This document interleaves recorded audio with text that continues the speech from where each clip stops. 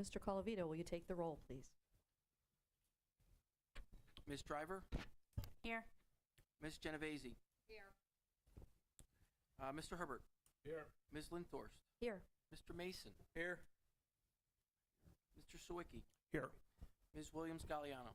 Present. We do have a quorum. Thank you very much. Will you please join me in the flag salute? I pledge allegiance to the flag of the United States of America and to the republic for which it stands, one nation, under God, indivisible, with liberty and justice for all.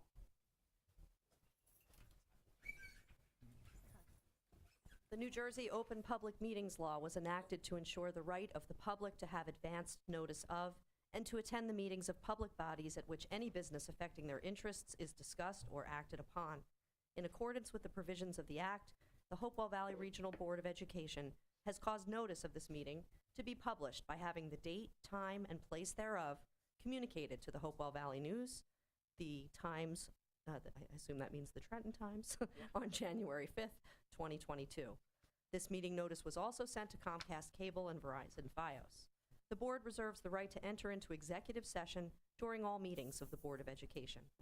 This meeting is being recorded for the purpose of board review, future reference, preparation of the minutes, and viewing on YouTube Bulldog TV and the school district website, www.hvrsd.org.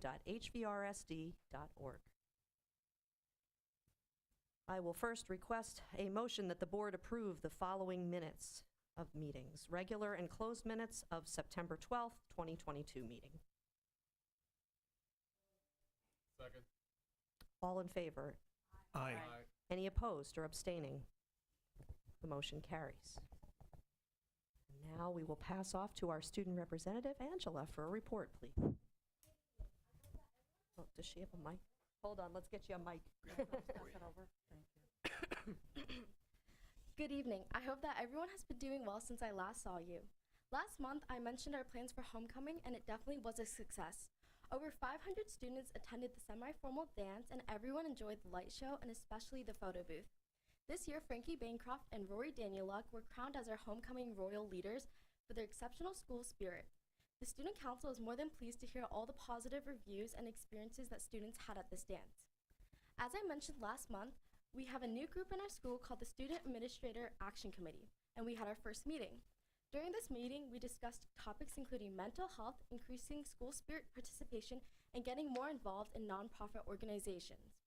After the pandemic, many students struggled to get help for their mental health, which is why our committee plans on advertising ways to get easily accessible help.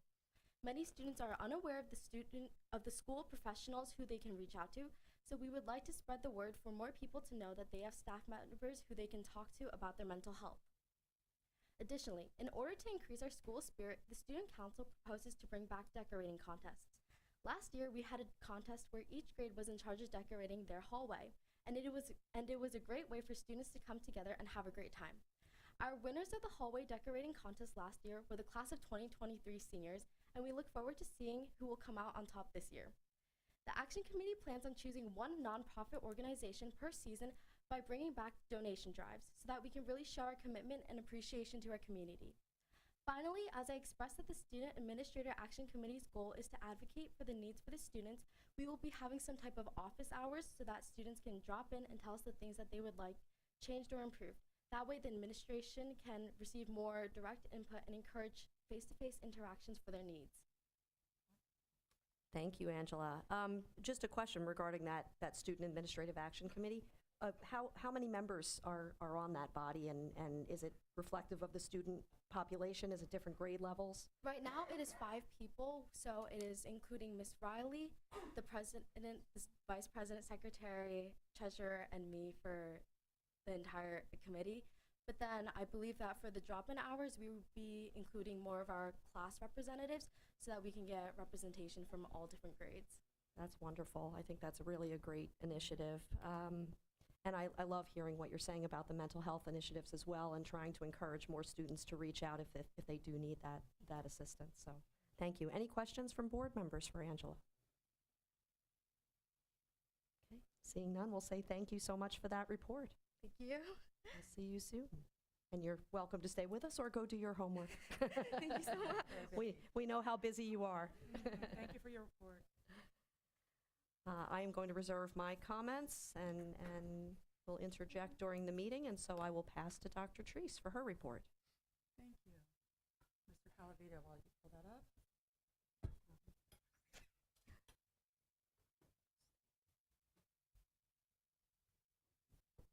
Thank you. Okay, you go ahead and go to the next slide. Some of this I featured in my update that went out today, my biweekly update. Just to review, just some district highlights.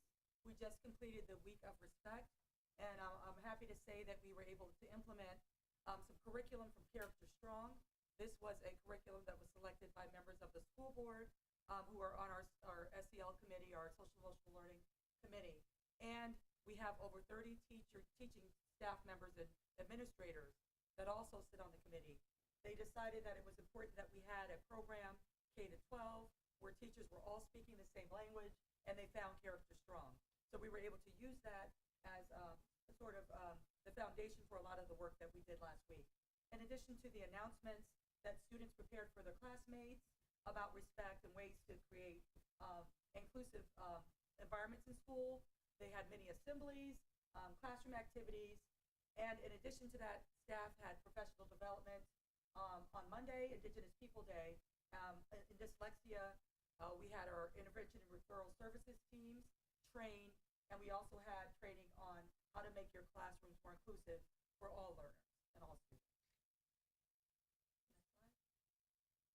slide. In my biweekly update, I also included a review of the HIB law. It is up for first read tonight. The policy portion of the board went through the almost 50 pages of revisions that the state has sent us, and we now have new forms that are consistent throughout the state of New Jersey that the state has provided us, in addition to a number of revisions. So that is attached to the agenda if you're interested in looking at the markup. But when we get to second read, you'll see the clean document for those who have asked for that. But in the video that I've attached to the biweekly update, Mr. DeStefano and I, and thank you for doing that, Dan, took our time to really go through those changes for the community so that you don't have to read all 50 pages unless you love policy and would like to. We also talked about bullying versus conflict, what substantiates a HIB according to the law. It doesn't mean that if a child does something or a student does something or a teacher does something that's in violation of our code of conduct, that discipline does not happen. But the law is very specific on what can be designated as an official case of harassment, intimidation, and bullying, or not. And what we looked at as bullying as kids with somebody shoving you into a locker and all of that may not meet that criteria. However, it does meet the criteria that you violated our school code of conduct. So all that is talked about in the video, and if you haven't had an opportunity to look at it, we're recommending that you do. We also talk about what happens once a case is reported. We've talked through the investigation process and the measures that we take when a HIB is founded or when a HIB is unfounded.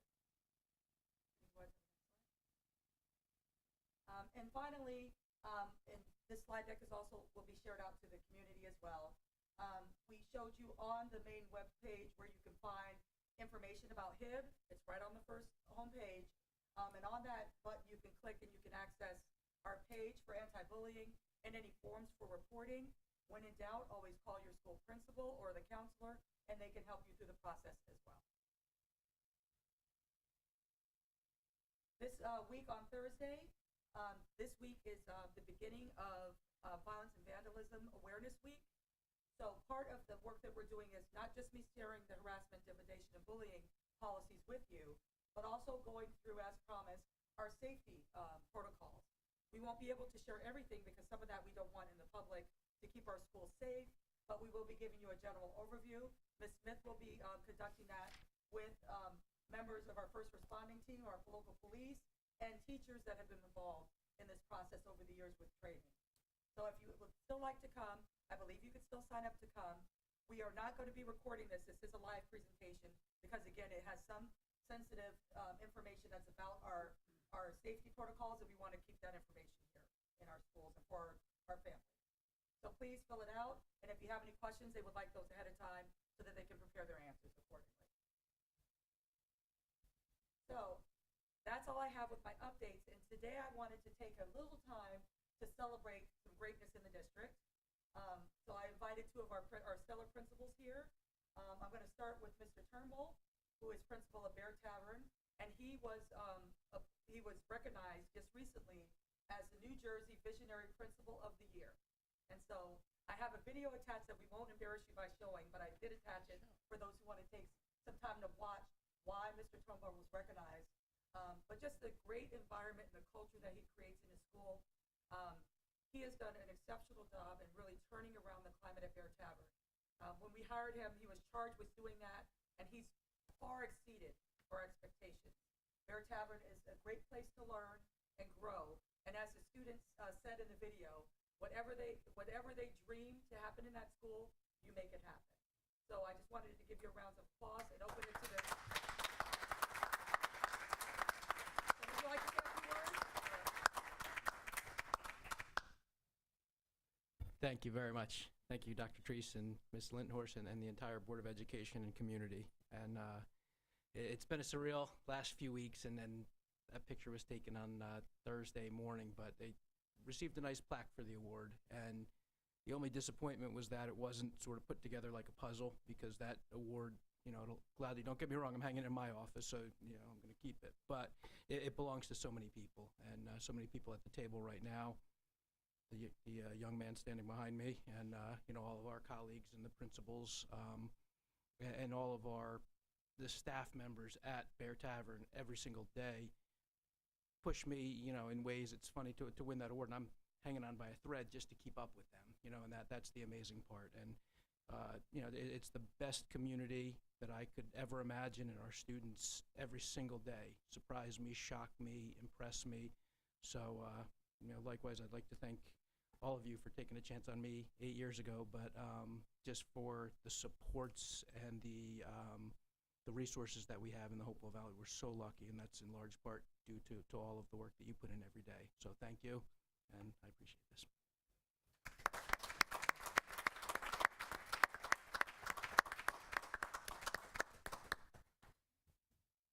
Next up, and we have a National Blue Ribbon School. I invited Principal Wolfing here, who's being recognized, and Blue Ribbon schools are recognized in the state, across the country, really. Private and public elementary, middle, and high school can apply for this designation, but you have to demonstrate, and it's a very rigorous process. You have to demonstrate high academic performance consistently, which Mr. Wolfing has led in his building for years, and also showing a closing or improvement of the achievement gap, which he works and goes over and beyond to not only work with his teaching staff within the building, but also bringing in volunteers to work with students offline to make sure that students are thriving and growing in the district. We see it in our achievement reports all the time, the evidence of how wonderful the work is that he does in his building. And just being just a stellar leader and making sure that the positive, there's also a positive culture in the school that makes sure that all kids thrive beyond academics. So I want us all to there's going to be a ribbon cutting and a big party that goes with this at some point, but I wanted to bring him in tonight to also recognize him here at our board meeting.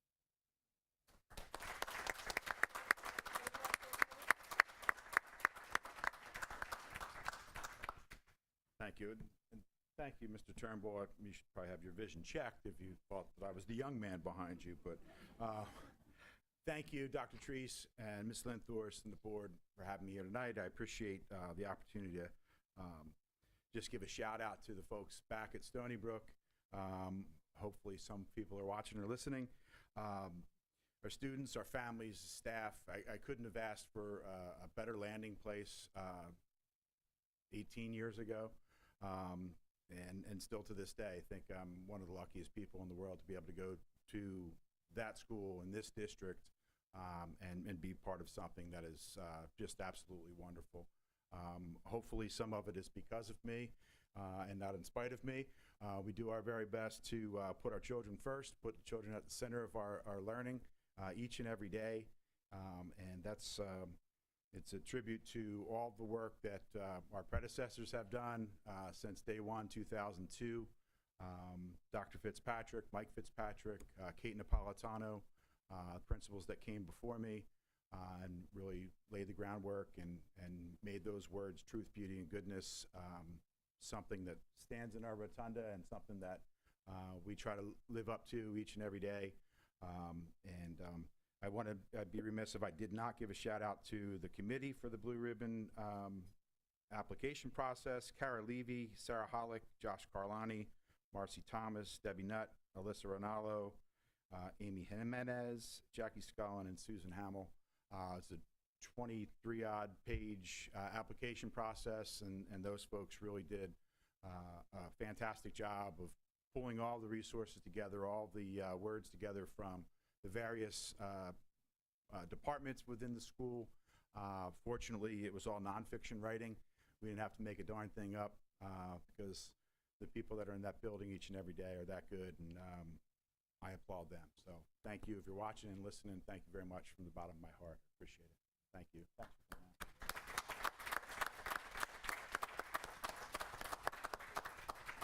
I just want to echo and thank the staff members, because this wouldn't have happened if it wasn't for their team saying they deserve this and we're going to fill out the application, which both of them are very rigorous, because we think these two leaders deserve this recognition. To be that kind of a leader that your staff takes on this work, and it takes months to really prepare these applications, really is a testament to your leadership. So I'm happy to serve with you, so thank you. Thank you for being on my team. I do have one more. I'll let you slide. finish, and Yeah. then I'll reserve. And just quick reminders about some upcoming dates. We're closed, schools are closed on October 24th. Offices are open. However, if you do have school business that you need to conduct here on our campuses, you might want to call and make an appointment, because though offices are open, sometimes folks are observing or taking off days on those days. On November 10th, we are closed. Schools are closed for the NJEA convention. Again, offices are open, but make appointments to ensure that folks are here to receive you. November 11th, Veterans Day, schools and offices are closed. And then conferences, caregiver conferences start the 18th through the 22nd. Principals should have sent out information, or will be soon. There will be opportunities for virtual and in-person opportunities for our folks. And then finally, early dismissal on the 23rd, leading into the Thanksgiving holiday. That's all I have. Thank you, Dr. Treese. I would also just like to say a few words on behalf of the board for our two exemplary principals here. You know, we are, as a board, we are so proud of what you do every day. You really have distinguished yourselves in remarkable ways and should be so proud of your efforts. I know you're both very humble, and I realize that you're collaborative leaders, and so you're going to thank your staff, and you both have amazing staffs in those buildings. But you know, it's a testament to your leadership as individuals, and we as a board truly appreciate what you do day in and day out. And we appreciate the opportunity to work with you to put our students first every day. And I know that's what both of you are all about. So thank you very much. And on behalf of the board, thanks for all that you do. Did any board members want to share anything? Okay. Seeing no comments at this point, we will move forward in our agenda. And we will move on to our budget presentation number 2. Oh, you want to do that first, because that's not the order it's in here? Okay. All right. So then we will move forward with budget presentation number 2, our review of our special education department and programming. Good evening, everyone. Thank you for allowing me the opportunity to share some information about our special education programming and budget. So on this first slide, you'll see I have 2 identified very important pieces of federal and state legislation that truly guide and mandate many of the programming protocols that are in place for our district for providing special education services for students. So our umbrella of pupil services office, basically we oversee preschool through age 21 special education programming for in-district and out-of-district placements. We oversee the testing by the child study team. We also oversee nursing. We are the liaison between the school district physician and the health department. We oversee counseling services for kindergarten through 12th grade. We take care of any families or children, youth who are homeless, and providing them the services and supports that they need through the McKinney-Vento Act. We also take care of students who are in need of home instruction. For whatever reason, the medical component that they are dealing with, they can't come into the school. We make sure that we provide access to learning during that time period. Our Pupil Service Office also oversees the IDEA grant, which is a large portion of the tuition costs that we pay for our students who are in out-of-district placements.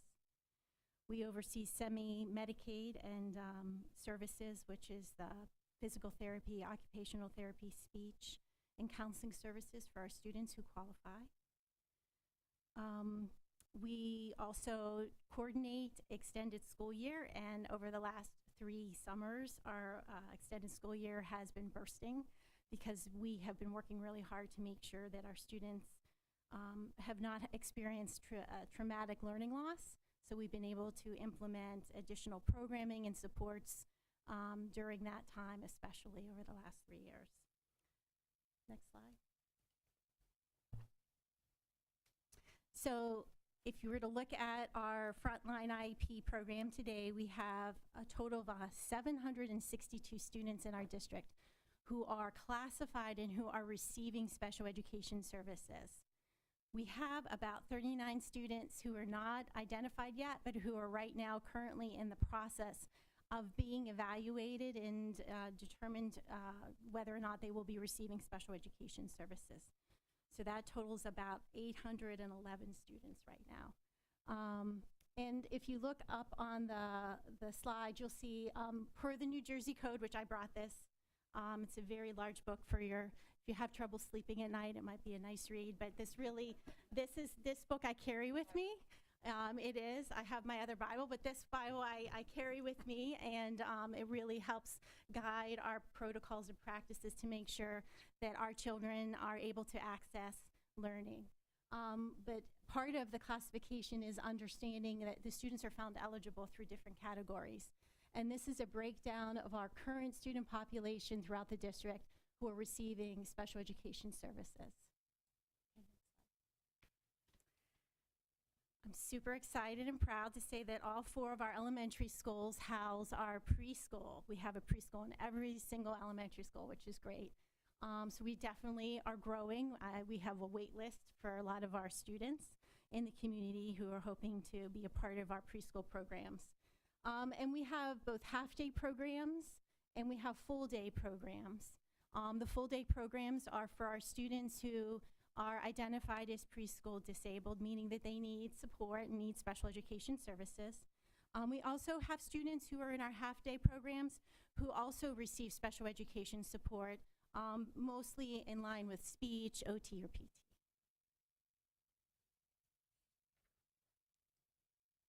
All 6 of our buildings, kindergarten through 12th grade, have classrooms that consist of what are called in-class resource. So it means that we have 2 full-time teachers in those classrooms.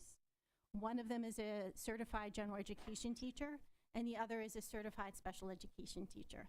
In my dream world, if I had a choice, I would have 2 teachers in every single classroom in every possible class across the district, because all children really benefit, but it is crazy expensive. And but we do have them. We have them available in all across the district, in all grade levels, most grade levels.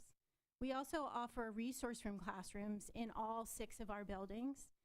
They're, again, smaller class environments. We are guided by numbers through the New Jersey Code of how many we are allowed to place in these classes. And a resource room class is supported by a special education certified teacher, allowing the children to access the curriculum, the core standards, at a slower pace. This is a list of all of our special classes across the district. So in addition to our collaboratively taught classes and our resource room classes, we have special class programs throughout the district. So Bear Tavern, for example, houses our autism program, which is preschool through grade 5. It is almost maxed out. We have so many children. Hopewell Elementary houses our language learning disabled class, kindergarten through 5th grade. Tollgate houses our emotional regulation class, K through 5. And Stony Brook Elementary houses our multiply disabled K through 5 program. Timberlane has our PAL class, which is for students with multiple disabilities. We also have a language learning disability class for students who, again, need a more smaller environment. The high school has our academic essentials class, which I was a part of 14 years ago. I'm very proud of how we've grown at that. Concentrates on transition planning for our students who have more involved developmental challenges. And we also have our social emotional support class called STEP, which is like a part-time class. So a lot of our students may have 2 or 3 periods in that classroom. It's a very safe space, but then they also integrate out to other classrooms. I also am really proud to say that we work really hard, even though these are special classrooms, we work very hard to provide quality opportunities for inclusive experiences. Meaning that when the staff feels like a student is ready to move out into other classrooms, we definitely work to make that happen and to give them those experiences.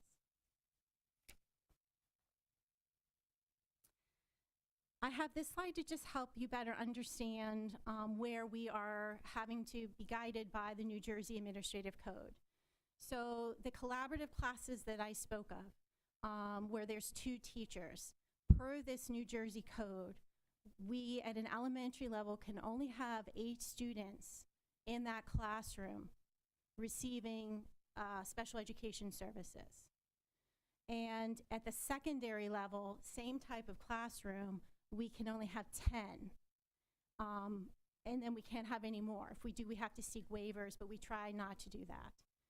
At the elementary level for a resource room, which is a smaller class setting, we can have up to 6 students, but then if we have a 7th student that's in need of that class for, let's say, language arts, we have to place a paraprofessional in that classroom. And we can't go beyond 9. So if we have a 10th student that's in need of that kind of service, we may have to look at having that student travel to another school within the district. We try really hard not to do that, but that's where we have to have those discussions. At the secondary level, if we have a child in research room, we can only go, again, up to 9, and then if we have a 10th student that goes into that room, we have to provide a paraprofessional. And the max for secondary resource room is a total of 12 students. Looking at our autism program, if we have 4 students or more, we have to place a paraprofessional in that class. And then the maximum number of students at the elementary level is 6. And at the high school level is 9. So they're very small, and this is all not something that I made up. This is per our New Jersey code.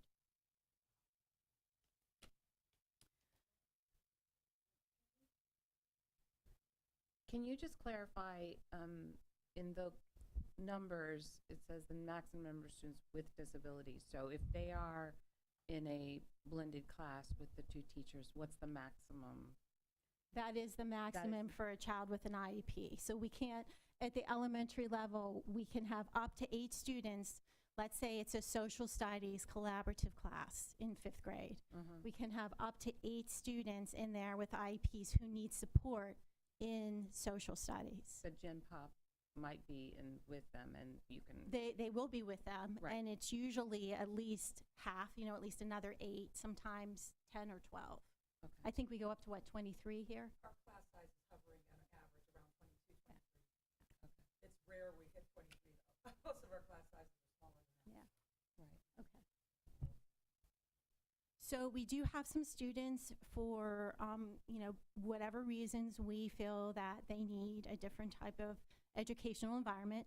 So we work with the parents and guardians and our child study team and our teachers, and we work to identify an appropriate New Jersey Department of Ed approved special education placement. So currently this year we have 35 students who are in out-of-district placements. And this is a huge part of our tuition costs in our budget for special education.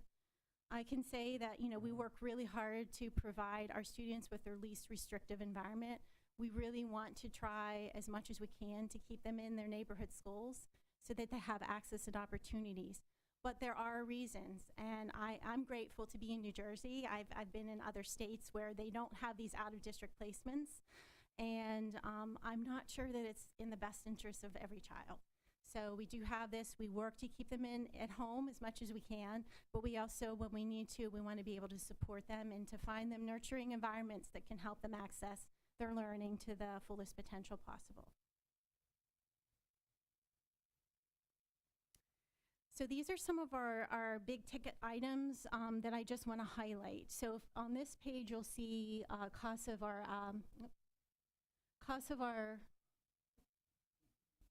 tuitions. So you'll see the tuition county vocational school. So that's like Mercer County Vocational Technical School. We have our county special service schools, which are like, there are places like Mercer County Special Services. That's our county school. And then we have our private in-state. So those are schools such as the Bridge Academy or East Mountain or Woods. Actually, Woods is an out-of-state school. So our tuition for private out-of-state approved schools, we're looking at schools like New Hope Academy, Woods, LifeWorks. And then tuition next to Katzenbach. You know, Katzenbach is right in our backyard for our students with hearing impairments. But that also encompasses Douglas Developmental, which very much specializes in students with significant developmental disabilities and autism. And if you look at this $738,779, that is the bulk of our IDA grant funding. So the money that we receive from the federal IDA grant is going to these tuitions. So this page basically highlights some very important pieces of the budget that I thought I would just highlight. So if you look here, we have purchased professional supplies at $540,000. You're probably thinking, wow, that's crazy, right? What I can tell you is for our students that come to our district or that grow up in our district that are medically fragile, so feeding tubes, tracheotomies, they need to come to school with a nurse. And we, per our federal legislation and the New Jersey Code, have to provide that service. So a one-to-one nurse for a child to go to school and access their education can be anywhere from $80,000 to $100,000 per nursing service, per nurse, per child. So currently right now we have 5 students who are receiving one-to-one nursing services during the school day. The other big piece is at-home programming. So again, if we have a student who is has some type of medical condition that precludes them from being able to access and be at school, we want to make sure that we can support them during that period. So that's where our home programming is supported. Outside evaluations. So when we're trying to identify if a child is eligible for special education, and sometimes when we have students that are already eligible and have special education services, there may be something that surfaces, something that was not at the original evaluation or at the reevaluation that usually occurs every 3 years. And we as a team work with the parents and guardians to say, look, I think we need to dig a little deeper and just see what's going on. So we may send students out for psychiatric evaluations, neurodevelopmentals, central auditory processing evaluations. Those are things that our staff, as amazing as they are, can't necessarily do, but they help us to really better understand what is being presented, what the child is experiencing or going through at that time, so that if we need to, we can alter and adjust the IEP programming. Purchase professional, so that's our school physician, and it's our health services. And other purchase services, again, that's mental health, so that's comprehensive mental health works closely with us. For families that, you know, maybe for whatever reason do not have insurance and can't support like counseling, we work with them to bring a counselor in addition to what we have with our records. They have a very small caseload that provide that service. We also have to handle like CPR training, drug testing, and all of that, random drug testing. That all falls under that piece of the budget.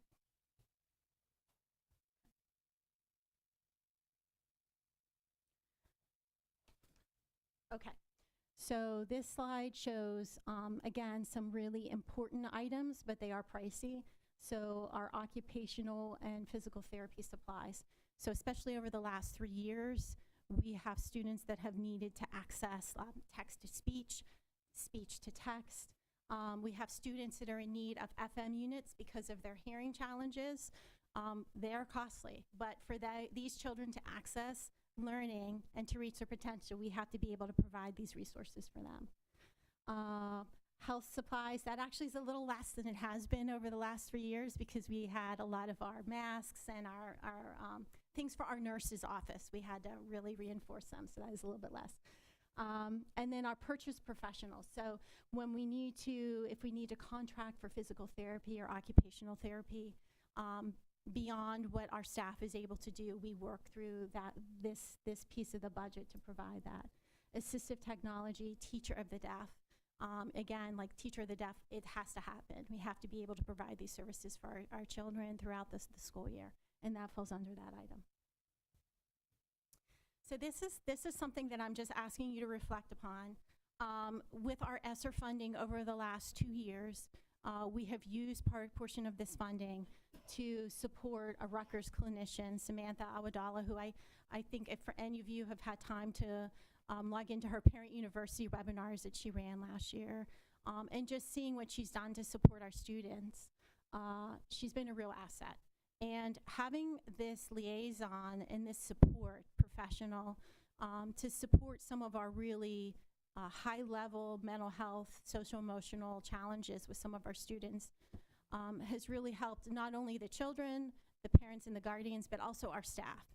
Because when you're in a crisis situation, our staff is really amazing. But to be able to have Samantha in the district, to be able to drive over to Bear Tavern or to go to Stony Brook or to go to the middle school or to be at the high school and to deal with a situation that is a crisis level, and that's what I mean by that. I'm talking suicidal ideation, harm to self or others, and is able to meet with that student along with our staff and to collaborate and to determine what those next steps are, I think is really critical in today's school environment, and especially over what we've experienced these last few years. So I will be working with this amazing team to try and figure out how to continue this service, because I do think that it is an important asset for our children, for our staff, and for our community. And then these are just this is why I come to work every day. These are just some pictures of our amazing children and staff engaged in really wonderful moments. I also just want to personally thank you, the board, our administrative team here, our parents and community, our teachers, our principals, the entire staff. I hear some horror stories. This is my 6th year as director. And to be able to have the support that I have received these past 6 years and continue to receive, and for us to be able to do what we do for children it's a privilege for me. So I thank you for allowing me to do what I do every day. Any questions? Yeah, Paul, I had one. You showed the slide which illustrates how we have organized the elementary school programs in terms of like specialty areas. You mean the class sizes or the special classes? The special classes. Yes. Yeah. So I guess that what I was going to ask you with that was, if you could just elaborate a little bit on the rationale for the reason it's organized that way. Just because, if you are one of those students, you will be going to a school potentially that's not your neighborhood school, and there's a transportation cost associated with it. So I was just hoping, you could elaborate on why we organize that way. It's a great question. To be able to set up special class programs, it does involve a lot of planning, coordination, and funds. So we're talking about students who, and I'll use the multiply disabled classroom as an example because that's something that I did for many years as a teacher. It involves having a speech therapist, and it involves having OTs and PTs that are very involved in that class experience. It involves multiple paraprofessionals usually, especially in our autism classes, for them to receive what would be comparable to an out-of-district placement such as Douglas or Eden. they're receiving what's called applied behavioral analysis programming and philosophy, discrete trial, where you walk into that classroom, there's only maybe 5 children, but they are receiving one-to-one, very intensive programming. So it involves a lot of planning, and yes, I wish I could have one of these classrooms in every school, but the specialized, individualized instruction that they need really I don't think fiscally we could do it. You know, and also you're looking at maybe, you know, in one of our MD classes, our multiple disabled classes, there might be 6 children across the district who are in need of this type of programming. So that's why And having the focus staff in one facility is actually more efficient than making them distributed overall. Great. Thank you very much. Sure. And if I Paulette. If I could add, Paulette, just real quickly to piggyback on this, a lot of these programs exist because Mr. Nardo over the years has said we can do a better job and has built these programs out for us. So our special ed numbers are high. You know, some districts look and say they're high. It's because she knows that we can do a better job and we brought students back in district. And that's been quite, you know, though it's expensive for us, it seems on paper, it's a savings because we'd be sending these kids out for high tuition rates, and they may not be meeting the needs as well as we would have liked them to. Paulette, with the last thing you mentioned about our Rutgers support for mental health, and the last slide. us finding a way to support that, I would challenge you and the entire board to not only find a way to support that, but to increase funding, because we know that we have students that we're not even serving because we're completely booked with our mental health services. So I appreciate what you're doing there, and I'm going to challenge us to do even more. I'm accepting that challenge. Any other questions from board members for Paulette? Okay. Well, thank you very much for that presentation. Thank you so much for all that you do for our students. We truly appreciate it every day. Thank you.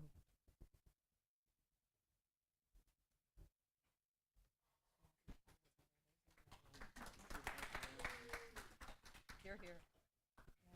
Okay.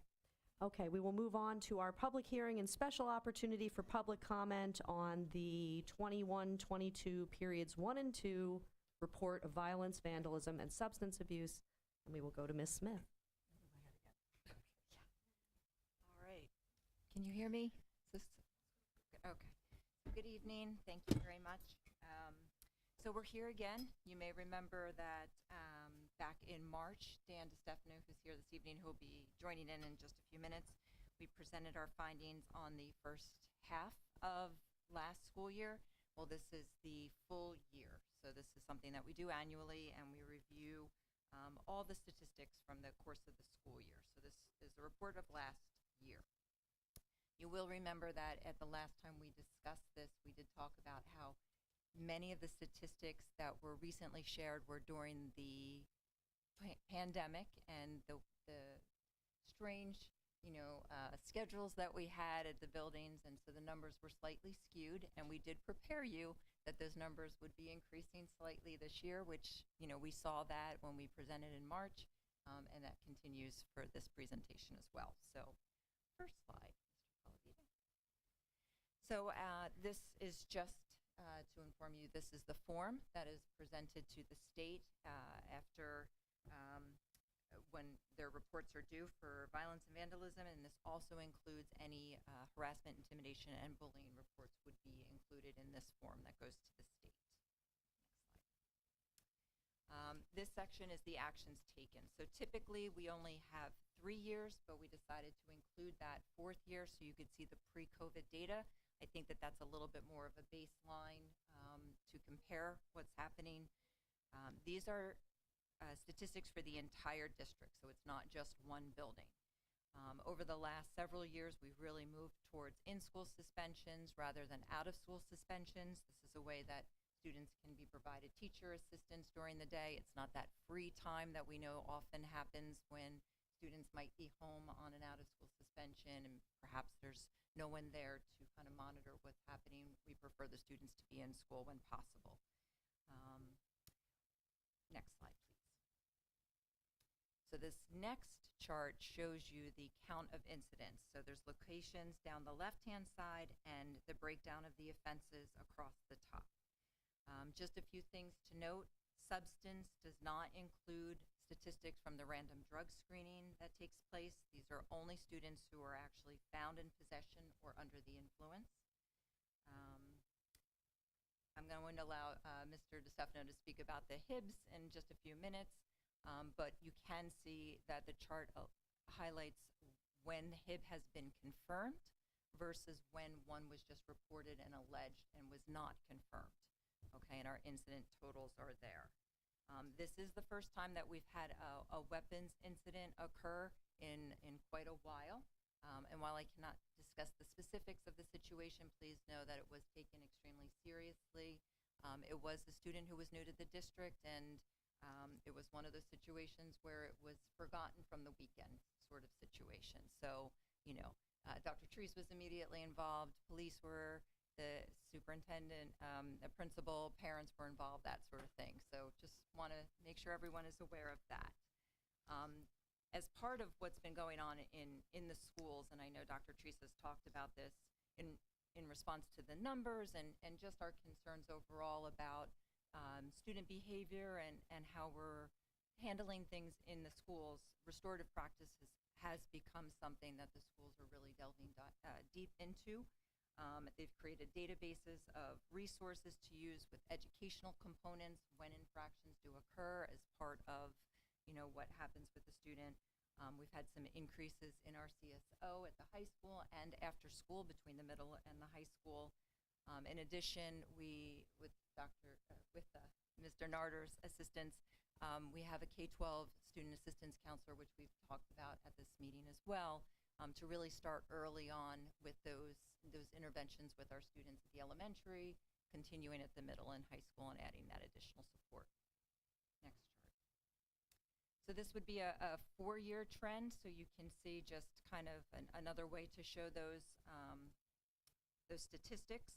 I do say this often, but what we consider violence in Hopewell are often incidents that would not even make it to anyone's attention at other school districts, but we do take things very, very seriously. So whenever there is any sort of interaction between students that rises above just a basic conflict, that is something that, you know, if it rises to that level, we do report it. From anything from a smaller fight to a larger scale incident, that is something that we take seriously and do report on. Vaping does fall under the tobacco policy, but there are now ways for the police to test, you know, and even our administrations to test if there are other chemicals involved, such as THC, and that would be something that would be reported. So that's it for this part. I'm going to turn it over to Dan to start speaking about some of the HIB numbers that we have, and then also some of the programming and proactive resources that we have available. Yeah, thank you, and thanks for having me here tonight. You know, you showed the numbers, and it's clear there's you know, an increased number in HIBs, not just alleged, also confirmed, but you know, an extreme number of alleged HIBs the previous year. You know, I think a lot of that can be attributed to the previous few years that our students all went through, readjusting back to the school setting, and you know, some of those norms and some of those you know, some of the rules were, you know, maybe forgotten over those couple of years, and it's been a little bit of an adjustment period coming back, and I think that led to some of those increased numbers last year. Like Ms. Smith said, though, we take all these allegations and situations very seriously. So I think that's why the number of our investigations is so high, because if something is alleged, if something is brought to our attention, it's investigated fully. You know, nothing's being ignored, nothing's being minimized. If something of this level of concern is brought to our attention, it's a full investigation. So we have a few slides. I'm going to first talk about some of the measures we've taken in the district over the entire previous school year, the 21-22 school year. You can move to the next slide. Just real Yes. quick before you leave that slide, can you clarify the unconfirmed? Does that include things that don't rise to the level of a HIB, or they were unconfirmed as in That's a great question, and Dr. Didn't Treese, happen. yeah, Dr. Treese kind of spoke to that earlier. It just means that they didn't check all those very specific boxes that, as the state defines harassment, intimidation, and bullying.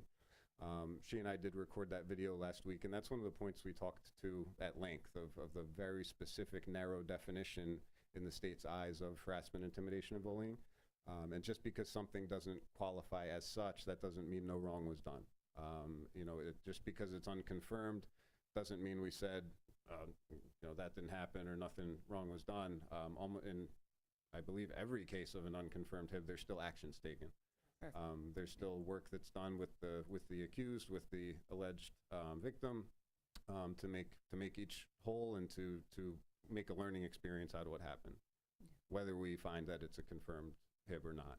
Yeah. And a lot of the unconfirmed category fell under the student code of conduct, so there were still actions taken there. Yeah, I think it's important if, obviously that number is important, but also in communicating it, distinguishing a student, policy offense versus unable to confirm, right? Because that line is critical for us to understand the environment our students are experiencing, regardless of whether it's HIB. However, I don't want to have that number blended with, somebody, we couldn't confirm that anything even happened, which I would assume it might be built on top of that. So, So this is the state's requirement for how they are asking us to report it. However, we still make sure we follow up on just what you're saying. yeah, What causes them to go into this protocol to begin with is because something is brushed up very close to that law, and it might break down that it was a conflict. But we still address the continuing trends of whatever is occurring in those unconfirmed. Got it. So in the 15, and I know I'm being a little picky, but I just wanted to make sure that of the 15, we don't have 2 or 3 cases where somebody reported something and we're like, we can't see that anything happened. Are there some of these, you can't see something happen. All of them in there has what was followed up on. Okay. Yeah, in my experience, it's always pretty clear what happened, and then it's just where does it fit within that definition? Yeah. So a more powerful number, just clarifying that. Thank you. Yes. So my question is this HIB only between students, or? So the victim in an alleged HIB must be a student. The victim. So it could be a teacher and a student, or a student and a student. For staff, there's a different process for that, right? If your staff member feels like they're being harassed, then that would go to HR under our affirmative action policy. Yep. Thank you. This is an overview of a lot of the work that was done in the entire previous school year. Ms. Smith spoke to, and later this week we'll speak more to the ongoing ALICE school safety trainings that we do in all of our buildings. We had a faculty cohort participated in an acceptance and commitment therapy program with Dr. Trevor Buser. We have staff participating in our air therapy dog training program that's ongoing, and it's been ongoing for some time. We have a district SEL committee planning activities like our district SEL days and other initiatives. We're working on another one for later this fall. We have school safety teams in each building. One thing those school safety teams do is they analyze trends in our bullying numbers, whether they're founded, whether they're unfounded. Those school safety teams meet several times per year in each building. They analyze trends and where in our building are these things happening, when are they happening, what kind of programming could we maybe put in place, or where do we need to be paying more attention, those sorts of things. So those school safety teams continue to meet. We have state mandates faculty training on HIB policy, so we continue that. We have, of course, a strong policy with strong partnership with the Municipal Alliance. We had our LGBTQ plus allyship workshop in the spring. And then in June, we recognized Pride Month, including our LGBTQ 201 event over at the high school, which was a really nice, really powerful evening. Go to the next slide. Some specific pieces. Just since the last presentation, January, our school counselors and our SACs presented at the secondary level during wellness classes. Like Mr. Nardo said, we've added a SAC position at the elementary level, K through 12, so that's even more work that we're going to be doing in that area. Minding Your Mind was presented in grade 12 regarding mental health awareness. Miss Awadala, our Rutgers clinician, and I presented our third Parent University program in February on promoting student autonomy. We had a Signs of Suicide presentation to freshmen. Our CHS Sources of Strength program kind of reconvened following COVID and had a really successful year. Welcoming Schools presented in the spring, and we also added a new CSO, campus security officer at the high school. Go to the next slide.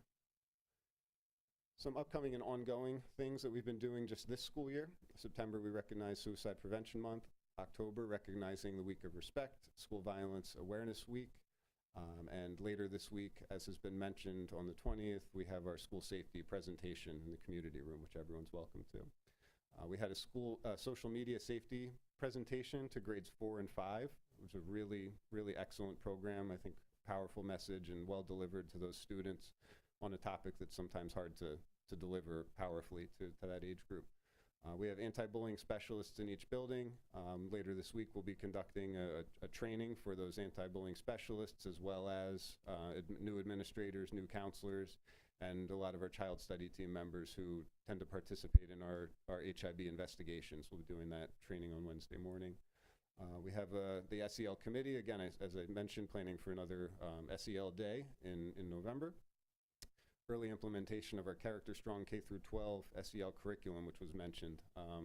That's work that we try to intertwine into the everyday, so it's not just standalone SEL days and presentations and programs, that it's every day, every period, it's just interwoven.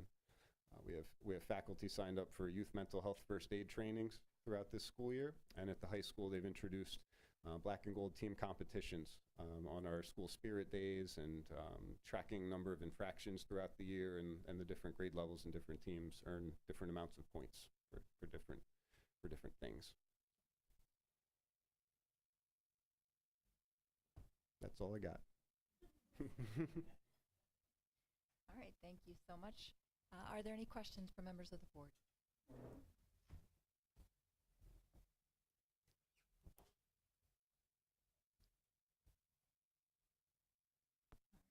All right, thank you Okay, very much. Actually, I was waiting to see if Okay. any of my just a little bit of quick follow. First, thank you to both of you for the presentation and for all that you do.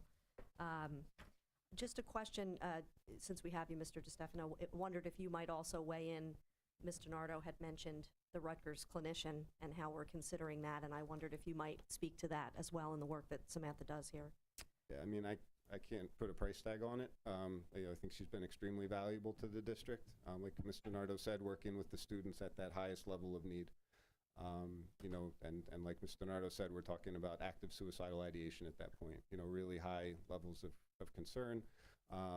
Those are the crisis moments that she's in, and then she also carries a caseload too. So it's not just like she swoops in and works with those students in those moments. She then continues with them, builds really strong relationships with them, with families, and it's been invaluable. Okay, thank you for that. I appreciate it. One of the items that we as a board tend to discuss across our committees is the influence of social media upon our students, and I'm grateful that we had that program for the 4th and 5th grade students. I wondered, is that something that we would also consider providing to students at other grade levels? What do those report outs look like to parents after those sessions have been held? Anything else you can provide in that regard? So that presenter is actually coming back to the middle school in January. So he will be available for secondary at that point at the middle school. And I do believe that there was a presentation for anyone who could not make that Dr. Blitzes was going to share out. I'm not sure if she did or not, but to share out that video so anyone who was unable to make it could see that, because it was very moving and powerful for those who attended. Yeah, that would be wonderful if there's a way to provide that on the website for folks. Thank you. If I could add just one more piece on Samantha and that Rutgers clinician. She also has tremendous connections with Rutgers University, with finding bed space for students who do need placements. You know, and I've worked places where they didn't have those connections, and, you know, it's a student, rather than waiting 2 or 3 days in an emergency room, sometimes she's able to get them, you know, right where they need to go. Not always, but it's certainly, if it helps one person eliminate that experience, it's worth it, and it's helped many. Absolutely. Thank you so much. Did you have a question? Oh, I'm sorry. Okay. Thank you again to both of you. We appreciate it. Thanks, everyone. Yes, and so we also have a special public comment session dedicated to the Violence and Vandalism and Substance Abuse Report. Members of the public are invited to address the Board of Education. Is it not here? Yes, sorry. On the 21-22 periods 1 and 2 report of violence, vandalism, and substance abuse for a maximum of 3 minutes during this portion of the meeting. You are asked to state your name, address, and municipality. In response to your comments, the Board of Education may respond or direct the superintendent to do so. The Board of Education may also opt to take the matter up at a future meeting so that the matter is researched by district administration. Members of the public who intend to participate in public comment, we ask that you sign in at the podium prior to speaking. This will assist us with our record keeping. And again, this public comment session is strictly dedicated to the Violence and Vandalism Report. Public comment is now open.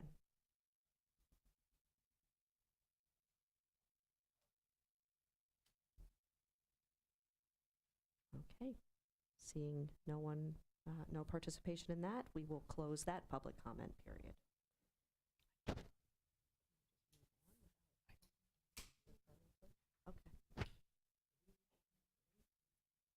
So, yes, we do, but I'm going to suggest that we table that because.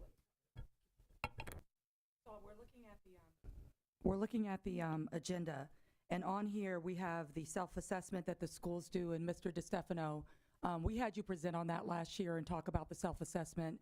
And I think our assistants got a little ahead of us and put it on. And I don't know if you're prepared to talk about that tonight. But we want to give it the full attention to see. So if we can move that to next month so that you can walk folks through that so they can thoughtfully ask their questions of you, and we can get public comment. I don't want to just rush through that and have it for the community not to understand what that means and all the pieces. So we'll move that to next month. Thank you. So then, with that in mind, I will request a motion that we table that presentation on the self-assessment of the district's implementation of the Anti-Bullying Act until next month. Second. All in favor? Aye.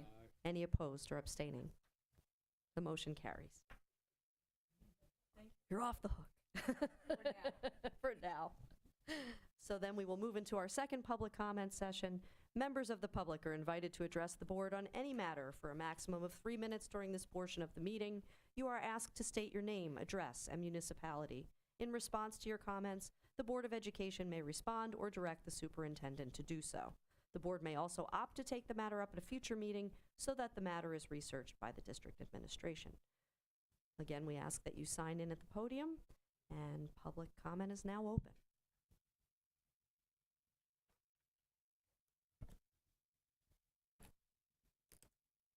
Good evening. My name is Christine Rule. I'm from Hopewell Township. Many parents and community members in this district, as well as people all across the state of New Jersey, are concerned about the revised health standards that are being implemented this year. We want transparency about what you are planning to teach our kids. In response to our concern, the district formed a committee to review the curriculum, and I'm on that committee. Our first meeting was last week, and parents were shown very vague, high-level topic overviews for the 2nd and 3rd grade health class. This is not my idea of transparency.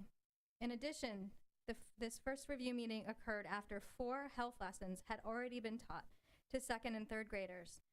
And to put this in perspective, there are only 9 weeks of lessons. So what's the point in reviewing if we're reviewing after they've already started? In order for us to know what our kids will be exposed to, we need to see the lesson plans as well as all supplemental materials. The committee should be reviewing this before the lessons are taught. After approved, all parents and caregivers should have access to this so they can decide if they feel it's appropriate given their unique family values. In addition, if we have lesson plans, we can be more supportive and reinforce the concepts at home that they were learning in school. And if we do decide to opt them out, it gives us the ability to teach our children the content from home. Another concern I have is the opt-out process is not very clear. An email went out to 2nd and 3rd grade parents with the information about opting out, but it went out after the lessons had already started being taught. Doesn't it make more sense to provide parents an opt-out notice before the lessons start? And the email was very general, and it did not provide parents with clear instructions on what information should be given in the opt-out letter. And it put the work on parents and caregivers to figure out what the district needs. I know a lot of people who are extremely frustrated by all of this. We have no idea if you plan to show our kids inappropriate pornographic materials, such as the snapshots I handed out in July from a video that I found on amaze.org. But one of the resources that was provided to us last week at the committee meeting was a video from amaze.org, so you guys are using them as a resource. And I want to address a few concerns to the board directly. We elect you to ensure this district acts on what is the best interest for the education of our children. When parents and other community members, such as myself, have expressed concern, my experience has been that the board is silent. I have been bringing up my concerns about these standards since April of last year, so you all have had plenty of time to come up with appropriate policies and procedures. But our district has had the review committee review curriculum after it's being taught and is sending opt-out notices after lessons begin. There are 3 seats opening next month and no one is seeking re-election. I pray that whoever takes over your seats has the courage to stand up and take action on our behalf, because the level of incompetence I have seen surrounding I'm this sorry, makes Ms. me Rule, your highly time has concerned. expired. Thank you.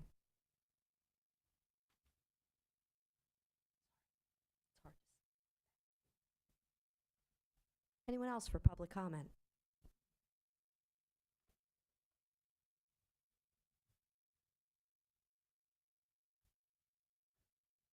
Hello, Sylvia Kosas, 7 Wydell Drive in Pennington, New Jersey. I noticed on the agenda for tonight is the first reading of a policy guide for curriculum content. And this policy addresses the issue of bias in the curriculum and provides criteria for the staff to follow when instructional material contains stereotypes or discriminatory statements. I would like to request that the board add to the list of possible areas for discrimination the concept of biological birth sex. Why is this important? Because many curriculum guides for comprehensive sex education programs seek to eliminate the centrality of the binary nature of biological sex in humans. Terms like sex assigned at birth deny this scientific reality. Sex is acknowledged at birth, just like a baby's height or weight or blood type. On the other hand, names for newborns are assigned at birth for identification purposes and can be changed. Biological sex refers to the anatomical and biological differences between females and males, and these are determined at the moment of conception, develop in the uterus, and throughout childhood and adolescence. Like your age, unfortunately, sex is a fact. Sonograms are about 99.9% accurate in predicting biological sex at about 20 weeks of pregnancy. Gender, however, is a social concept that society does assign to people. It varies from society to society. It's often defined as how you feel, and it can change. If educators fail to teach that there is a distinctive difference between biological birth sex and gender, we will raise generations of very confused students. A lesson plan created by welcomingschools.org uses a gender unicorn or a gender snow person to define LGBTQ+ words for elementary school students, but they both fail to explain the difference between men and women. A more accurate teaching tool, which I will pass around to you tonight, is a gender giraffe. One giraffe is biologically male, the other giraffe is biologically female. Please include biological birth. Thank you, Ms. Kosis. Your time has expired. Thank you.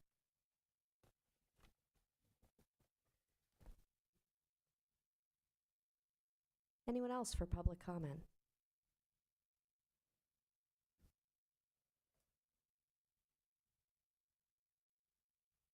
Hi, Heather Mott. I just forgot. 9 Larchmont Court, Pennington, New Jersey. I'm in Hopewell. This is age that I just forgot my address for a quick second. I wanted Paulette. That was great. Great job. And I loved when you came and kind of worked something in with her, Rosetta. I just love how everybody works together. She's already working on what you challenged her on, I promise you, when you ask her.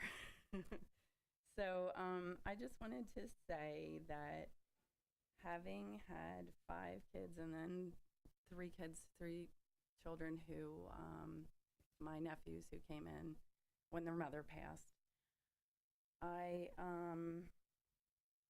had 4 kids in SCIP, 2 of which are graduating this year, and had Miss Lori DeGatano. So that was a long time ago. Then I had my 13-year-olds who are in 7th grade now in SCIP, awesome programs. And I seriously don't, my son would have learned how to speak, but they had the twin language, my older sons. What it is one depends on the other. And I asked him what he wanted for breakfast one day. He said, Skimalala. Well, damned if I wasn't going to try to scrambled eggies. You want strawberry pancake? He on waffles, Mom. And Aaron knew what he wanted. You know, waffles, Skimalala. So, but Miss Michelle taught him to speak. And I'll never forget that. It was amazing as a mom. But that, yeah, that's my experience with SCIP. It's amazing. And so is the rest of our special ed program, as you all know. Stony Brook is my place, and they all went there. I love Steve, I love Jackie Scullin, I love all of them. And I agree with Paulette when she said 2 teachers would be, and I know the way you said that with your expression, and I'm not going to compare it to a certain field we're getting, but that's not asking for a lot. So my yellow sign is up. So I'm going to just scoot down really quick. We need that. My one question is about Samantha. I believe ESSR paid for her, and I just would like an honest answer. You're not going to ask this of people services, I hope, but I'm asking. Maybe don't have an answer yet. So that's it. Thank you, Ms. Mott. Thank you.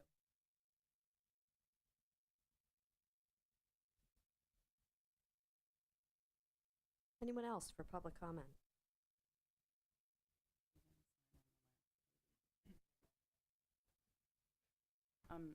You didn't. I'll sign in after.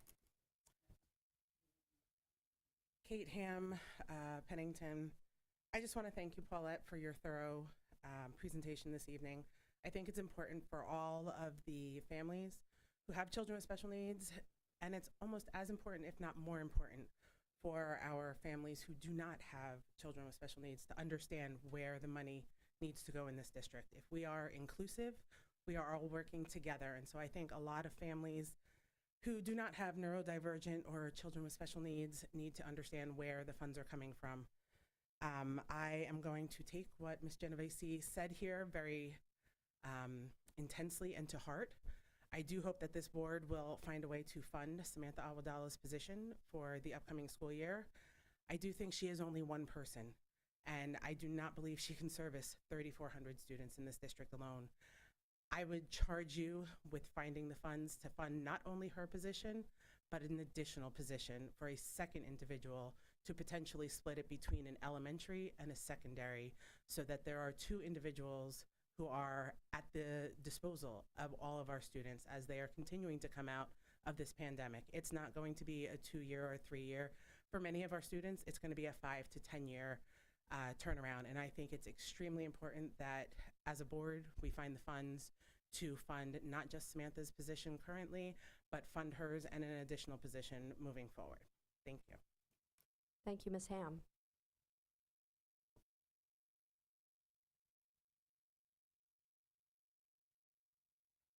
Anyone else for public comment?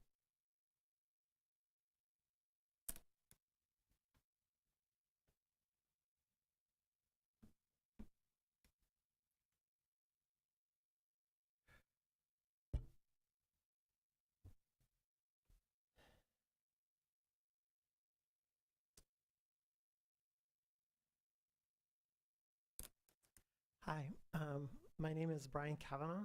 I live in Hopewell Township on Timcack Lane. I promise I did not plan this with Kate, but my comments are going to run really parallel to hers. The National Alliance of Mental Illness says that in children 12 to 17, 1 in 6 is experiencing a major depressive episode at this point. In young adults 18 to 25, 1 in 3 is experiencing mental illness, often not handled when they are younger. I can tell you, who's somebody who is neurodiverse. I have ADHD. I also have autism.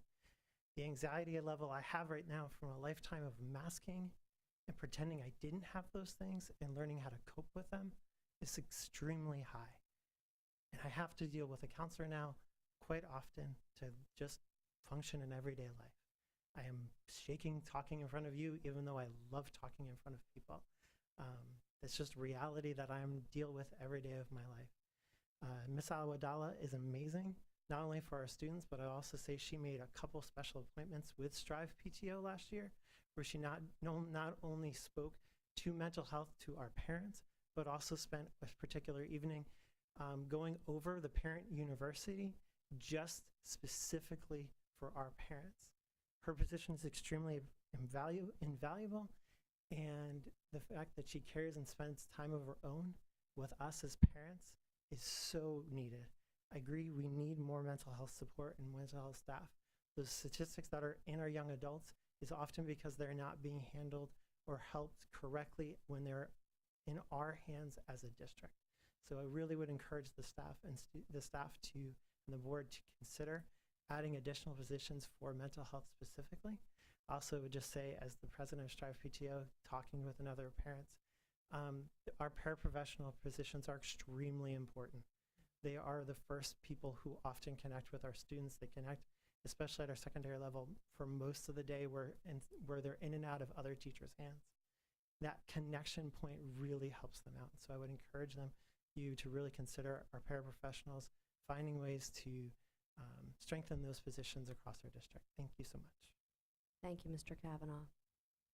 Anyone else for public comment?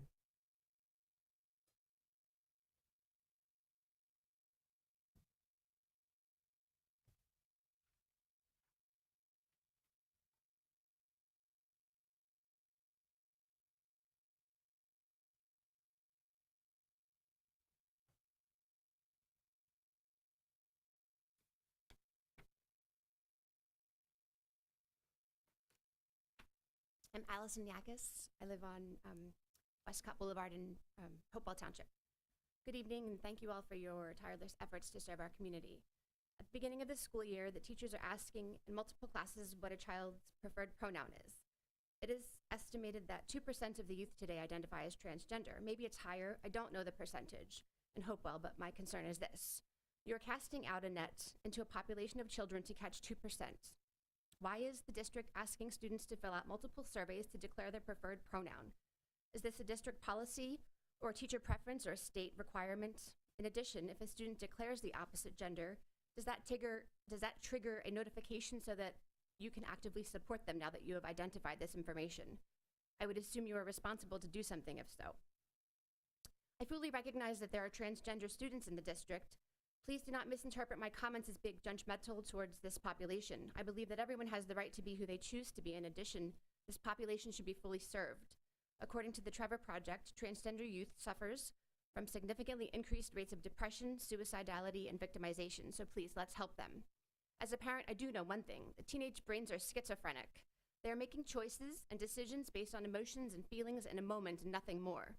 According to the NIH, teens are more likely to engage in risky behaviors without considering the consequences. But we don't need the NIH to tell us this. Teen brains are not fully developed and matured until mid to late 20s. The prefrontal cortex, responsible for controlling impulses, is one of the last regions of the brain to mature. These ongoing changes in the brain, along with physical, emotional, and social changes, can make teenagers vulnerable to mental health problems. And this is why we see the emergence of schizophrenia, anxiety, depression, bipolar, and eating disorders in this age group. A recent New York Times article entitled "Report Reveals a Sharp Rise in Transgender Young People in the U.S." explains that young people increasingly have the language and social acceptance to explore gender identity. But the numbers vary widely from state to state. This raises questions about the role of peer influence and the influence of the community, according to this article. We all recognize that there is a gender diversity among us, but do we need to keep asking our students over and over again what their preferred pronoun is? Are we influencing the trends?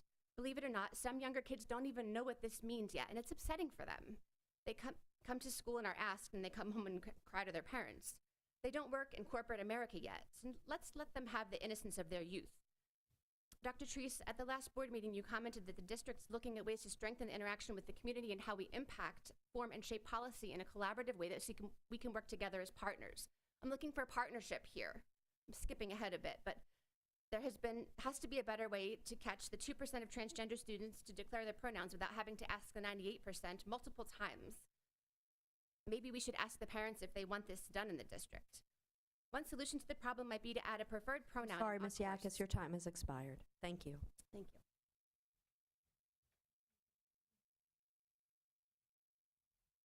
Anyone else for public comment?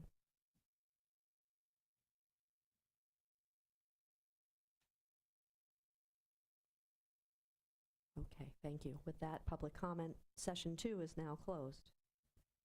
We will move on in our agenda. Oh, I'm sorry. Yes, no, first I will ask Dr. Treese to respond to some of the comments. Thank you, Mrs. Kosis, for the materials that you've shared with us tonight and also the other materials that you shared with me earlier. I do read everything that you share, and I am looking for any resources that support our mission and the diversity, equity, and inclusion statements that the district has put forth that have been the result of many committees, many focus groups that have been conducted over the years, and our mission statement that we put out, not our mission statement, our plan, our equity plan that we've put out. So those things that align to those and best practice and the research of how to do this work well, we are definitely looking at. Things that are not aligned to that, we unfortunately will not be able to use. Ms. Rule, I would like to meet with you.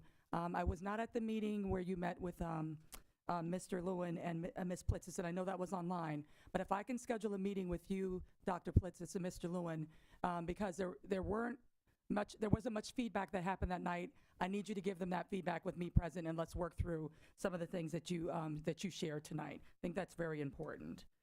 So if I'm going to reach out to you tomorrow, let's try to set something up, because Dr. Plitzis isn't here tonight. I want to thank all of the comments around our special ed programming. We do value that very much. We do want to make sure all of our kids are supported social, emotionally, not just our students that are LGBTQ+. We also want to support our students with neurodiversity who also feel those anxieties. We are going to be having a presentation webinar in December, and sorry it's so late, but we're going to be doing this as a result of all the other events that we have to try not to have it bump up against another event. But Heidi Kami, who is with the Municipal Alliance and who's our student coordinator, is going to share some of the data of what our students are saying LGBTQ, and it's a large population of students, larger than we anticipated, but also what our students are saying about the way that they feel like the public interacts with them, views them, the way they interact with their school community, and their at-risk behaviors, and how we can support them as a community to do a better job. The pronoun identification came from our students, and that's something that a teacher may do to welcome students to our classroom.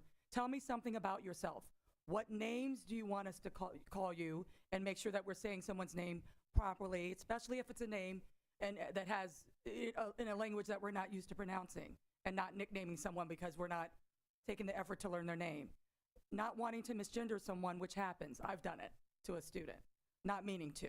So it's just an opportunity to open the classroom and say, tell us something about yourself, and pronouns being one of them, which came directly from our student groups some years ago that said you need to acknowledge, and they don't call them preferred pronouns, these are my pronouns.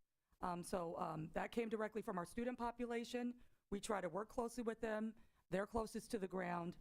And we're hoping that our teachers are handling that in a way that students aren't making a joke of it, that it's something that really just share who you are, so that we're accepting everyone in the classroom.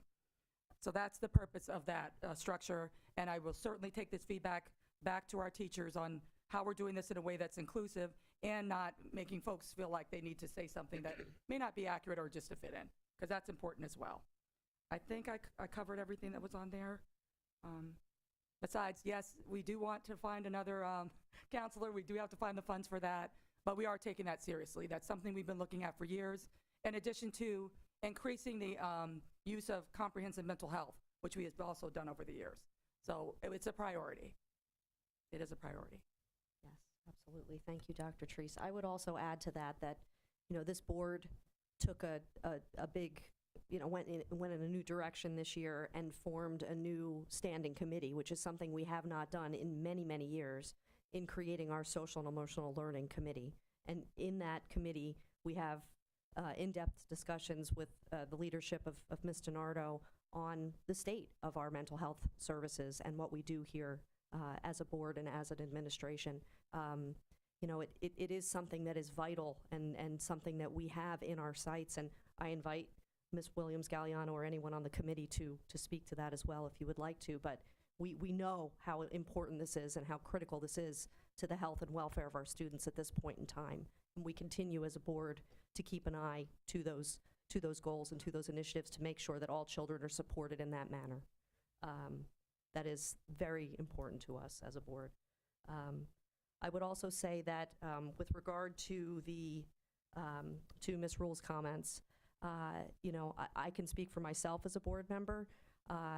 We do, certainly keep an eye to all of the revised health standards. We discuss these at length in our committee meetings. We are brought up to speed on all concerns in that regard. And as we've heard Dr. Treese reiterate over a number of months now, we are doing our best to adopt state-mandated standards. And again, I invite any of my board members to comment to this. But I would like to perhaps learn more after you've had the chance, Dr. Treese, to speak with Dr. Politzis and Mr. Lewin about some of these concerns regarding transparency, timing of the meeting, and the opt-out process as well. And that is something that we will certainly look to further. And we appreciate your participation on that committee as well. So thank you. Absolutely. Please. That would be great. Would you like to speak? Yes. I think it goes unstated that we think that the mental health of our students and our families, honestly, because any student that is having issues also lives in a family who's looking to support them. So we have done things like look at grief groups for parents who are supporting children. But I think it's also important that we not confuse what we kind of refer as SEL very casually.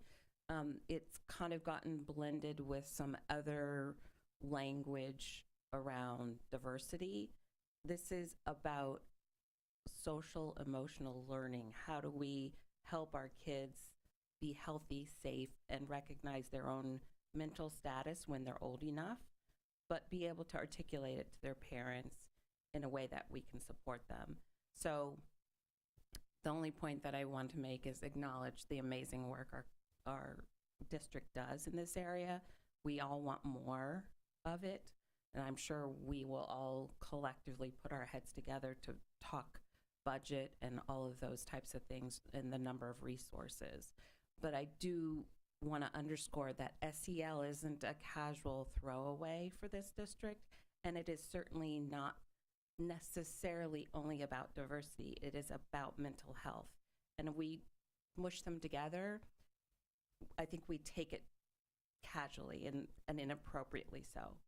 So just want to make sure we distinguish the language we're using around mental health. Absolutely. Thank you for clarifying that. And I think too, and I am not an educator by trade, but I've been around this district in education for a number of years and raised 4 children here. And I will say that I think everyone on this board feels that, a child is not going to learn if they are not socially and emotionally able to do so.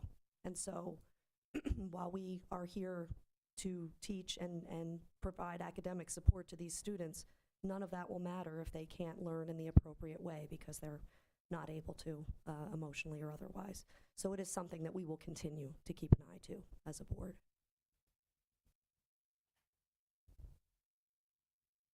Anyone else for responses to public comment?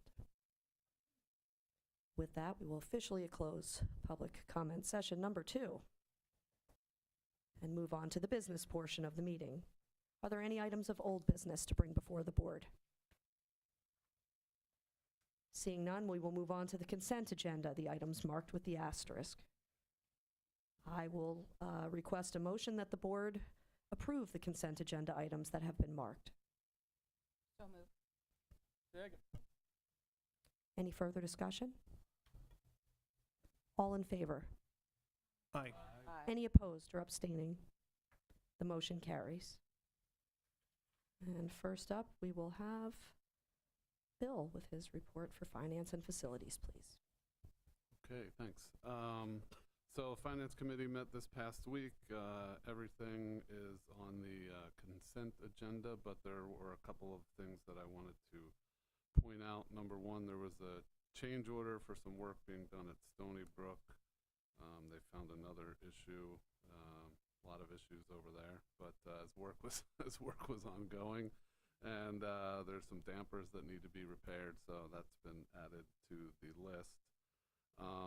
On a good note, we received certification of the completion for the flood mitigation work that was done after last year's flooding. And that was grading work that was done near the new gym in the back. And we had used referendum funds for it, but we learned that FEMA is going to cover the entire cost, which was $132,000. So that was nice to hear. And finally, we put out, one of the items is the full budget calendar is put out, outlining the various dates and times for the meetings, for administration, staff, board, and everything else. And we talked about that during the meeting and decided that we're going to do the budget this year as we did last year as a whole versus just, versus doing it partially with the Finance Committee and then bringing recommendations to the board. So that was decided that how we're going to do it this coming year as well. Seemed to work well last year. Well, right, we're recommending. We're recommending, sorry. Wait, the committee is recommending to the board. We hope you'll take our recommendation. That's all I have. Thank you. Does anybody have any comments or concerns or want to address the issue of budget by full committee again while we have the opportunity? Okay. Thank you, Bill. We will move on to Education Program Committee. Ms. Driver.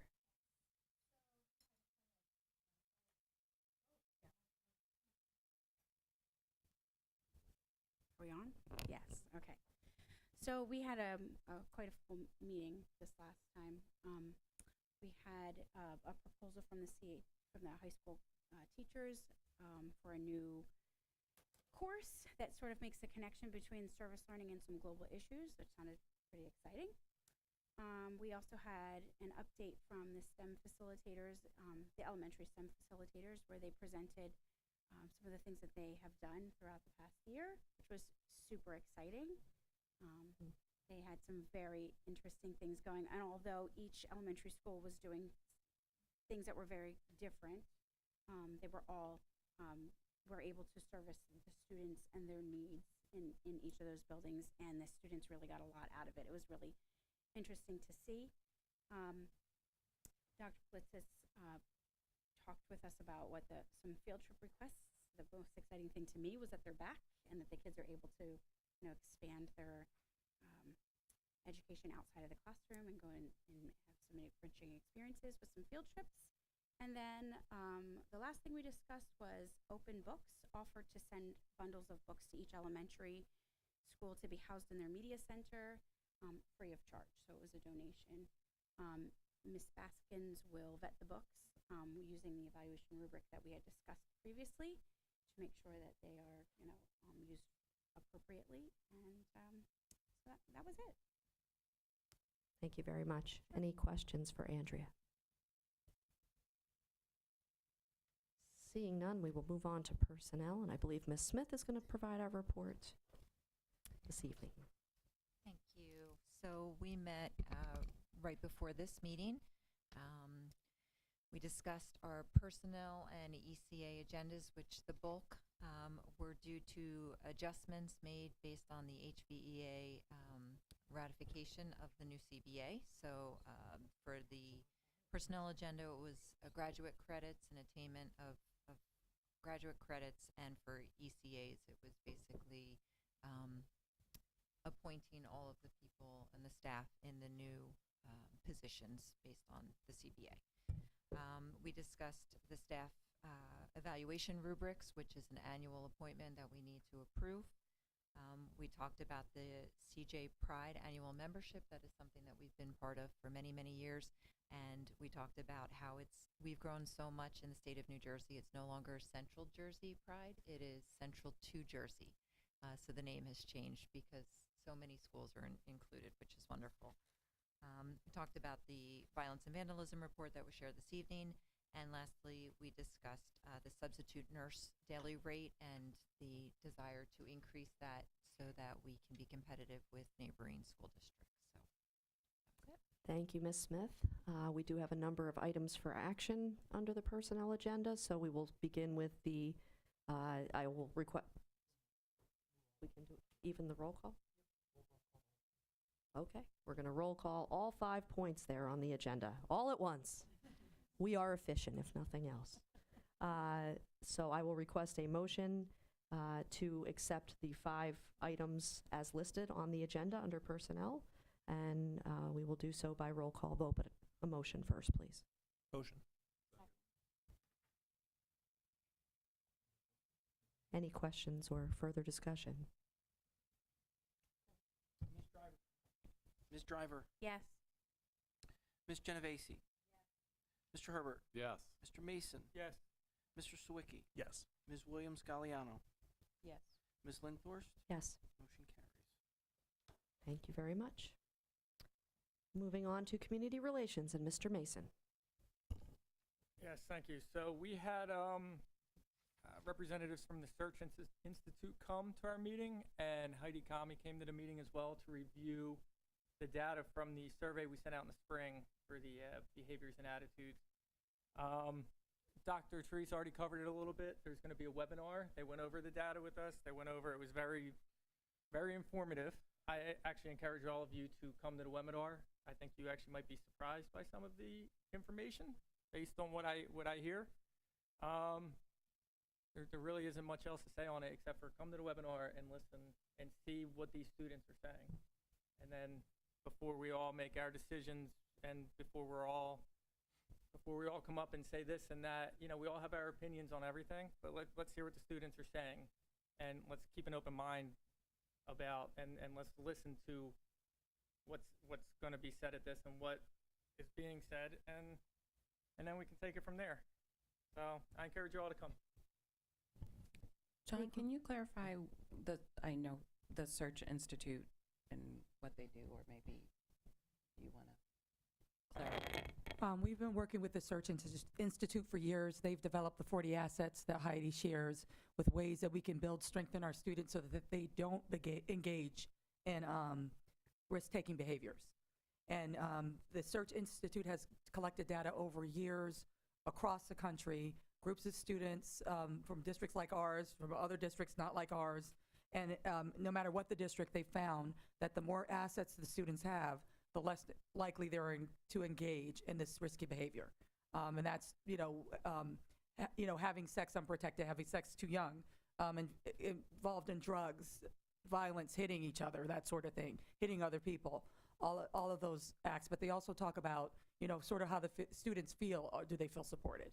And they kind of gather information about how many assets students are self-reporting that they have. So it's been great data. We've learned and found pockets of mental health and concerns we've had in the past, and we've added programs as a result of the data. So it's very useful. I'll share the full-on reports with the community as well. I was just going to say, I think I've worked with the Search Institute before, and they're amazing nonprofit, and I think it helps us get to some of the SEL work that we were talking about that just goes unspotted, and I think having it shared with the community in a way that we can really hear about our students' pain points. And also one of the things that I found amazing was that the Search Institute's work is about the community. Right. So what services are the community providing such that all of those 40 assets are achieved for as many of our students as possible. So I think it is an important thing for the community to understand, get involved in, and reinforcing. Absolutely. I would echo that as well. I think we did hear quite a bit about the children's thoughts on their role in community, whether or not they feel they're being supported by community. And the insights that we learned are invaluable because, they would be in any time, but especially in kind of a post-pandemic time, it was really important to hear where they all are and maybe, think about ways that we can support them better. Okay. Thank you, Mr. Mason. Unless there are any other questions for John, we will move on to SEL Committee and Ms. Williams-Galliano. Well, the committee met last week, and some very exciting things. I always love that I get to touch on every part of the agenda that things were talked about related to the work and social and emotional learning around the district. But a highlight to reiterate and highlight, in the professional development on district-wide in October, not only was it kind of welcome back to schools, but the dyslexia simulation where people and teachers get to see their students' experience. And there were other opportunities just from a diversity standpoint to share in that developmental space. So I think that was a highlight, one of the highlights of October 10th. Also, a week ago last Friday, Tollgate had a Character Strong Day, and they had breakouts in their classrooms, Gator groups, and engaged in Character Strong activities. So I think the exciting thing is how each school is taking on Character Strong and incorporating it. And this is not even, this is prior to the full district-wide launch, which happens in January, right? So we're ahead of the game, and a lot of the school got to participate, or all of the school got to participate. And then also, many staff are already incorporating Character Strong activities in their curriculum prior to the beginning. So the full launch, rollout, I suppose. So needless to say, they're excited. They're excited for this curriculum. And then a really important opportunity for parents in November through April. Paulette is going to be leading a training for parents, guardians around the Nurtured Heart curriculum, and there will also be a staff training. So just again to highlight amazing work and the commitment in each of the times that Dan shows up and Paulette shows up in any of the given schools to with their staff. So Paulette, anything you want to add? Yeah, I actually just worked out dates. So emails will be sent out to all residents, all community parents and guardians by the end of this week. And we are going to take registration for new parent guardian training in Nurtured Heart. We're going to do 1 day a month. And then I have reboots for those families who have participated in the past. I have those dates set up. And again, I'll need people to register for that. Thank you very much. Any questions for Anita? We will move on to policy, and Mr. Sawicki, please. Okay, can I have a motion to move the policies and regulations up for first reading, please? Second. Okay, great. We don't usually have as much discussion about them beforehand, so I'll try to hit the highlights. Let's see. So first we have policy 5722 for student journalism. This is a new policy, and basically I describe it as a balance to ensure that we have our students' free speech rights protected, with also putting into policy an appropriate level of staff interaction and oversight. Okay. Next we have, as Dr. Treese described, we have a pretty extensive revision to policy 5512, which actually has a new title. It's now harassment, intimidation, or bullying, just to help clarify that it doesn't have to be more than one. So this is a long rewrite. Some of the highlights would wind up being, let's see, I think it's description, first of all, of, again, better visibility of what's covered under the Act, and what needs to be reported. As Dr. Treese noted, there's now a standard form as opposed to each district having its own form. A lot of discussion about procedure, many of which will relate to just the initial, first of all, I describe it as the initial reporting of the incidents, right? If anything, it clarifies that even if a parent or a caregiver doesn't put in a form, once a staff member becomes aware of an incident, they're required to go ahead and submit a form. There's some detail with regard to, as Dr. Treese described, HIBs related to student versus student-on-student activity, but also student and staff interactions, as well as codifying what Dr. Treese mentioned, that if it's between multiple staff members, it works through our affirmative action policies.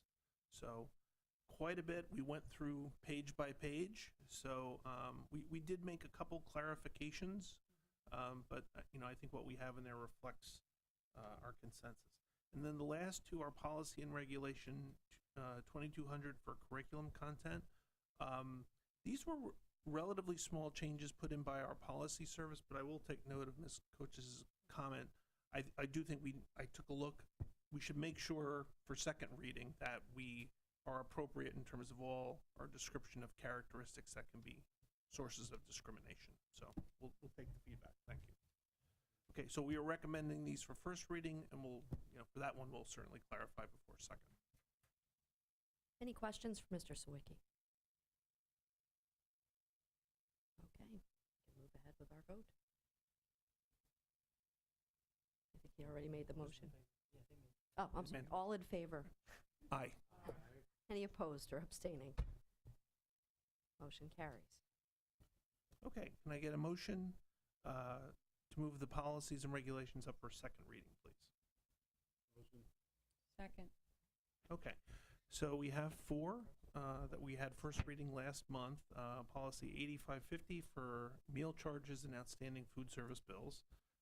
Policy 0143.2, high school representative to the Board of Ed. Policy 1511 for Board of Ed website accessibility. And policy 517 for school district issued student identification cards. We discussed these at our last meeting. We have had no changes to these since then. So we are recommending them for approval at second reading and formally adopting. Any questions on any of those for Mr. Sawicki? Seeing none, request the roll call vote, please. Ms. Genovese. Mr. Herbert. Yes. Mr. Mason. Mr. Sawicki. Yes. Ms. Williams-Galliano. Ms. Driver. Ms. Linthorst. Yes. Motion carries. Thank you. We'll move on to a review of board calendars, and I will request a motion that the board approve the October and November calendars as attached. So moved. Do we have a second? Second. Okay. So let's look at November, and we will begin with finance. So we're looking at the week of November 7th, 7th, 8th, or 9th. Preference.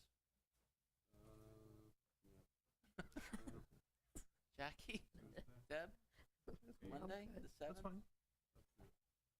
Monday's fine. Yeah, that's fine. Yep, absolutely. Okay. November 7th at 5 o'clock. Thank you. Education Program Committee.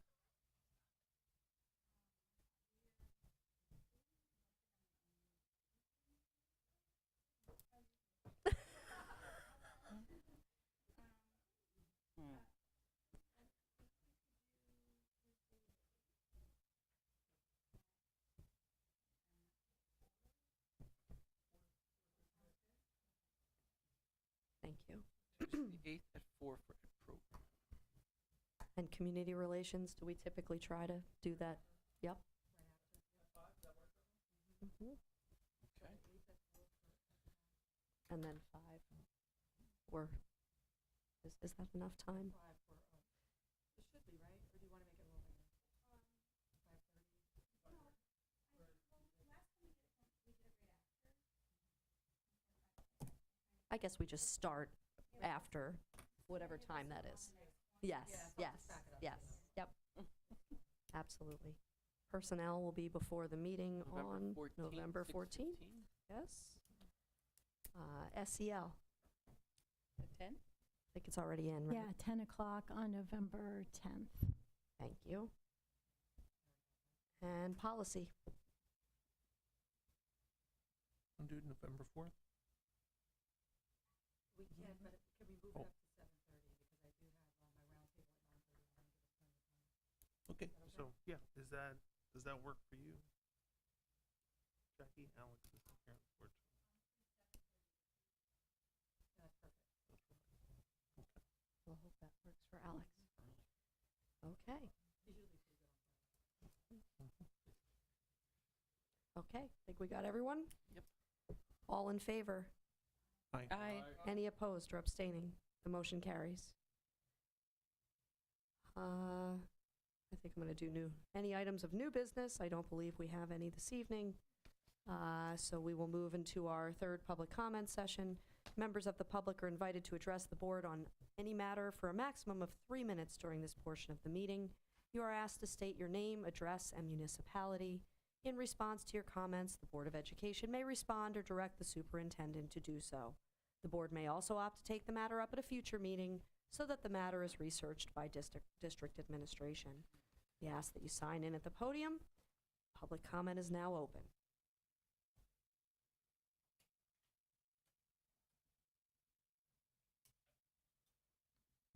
Hi, Sylvia Kosis, 7 Wydell Drive, Pennington, New Jersey.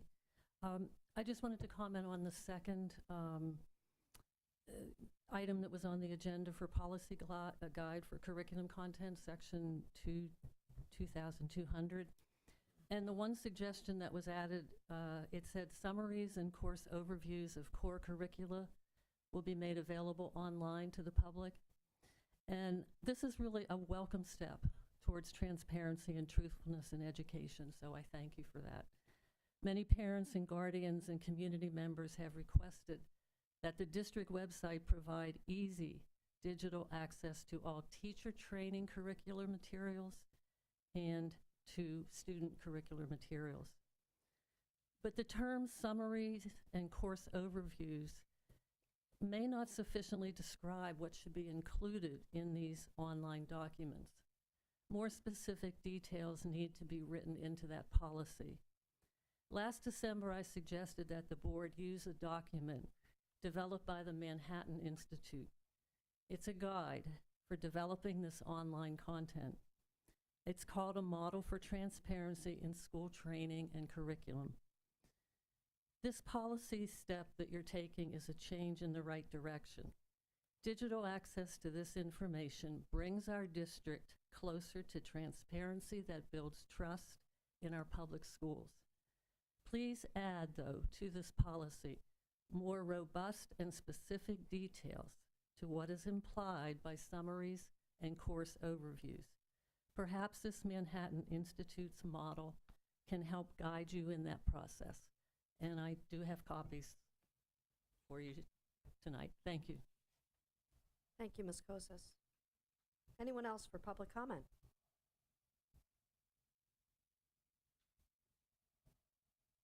Hi, Heather Mott. I just had one more thing to say. So I did want to say, and I ran into him in the hall. Not going to look at you. Scott, who was VP, helped my child get where my child needed to be, like on a, well, I don't know what to say, where my child needed to be able to go to Paulette, who brought us where she needed to be. So, mental health, mental health, mental health. And my question, I don't know if I didn't make it clear, was, and I don't know if it's to Mr. Calavita.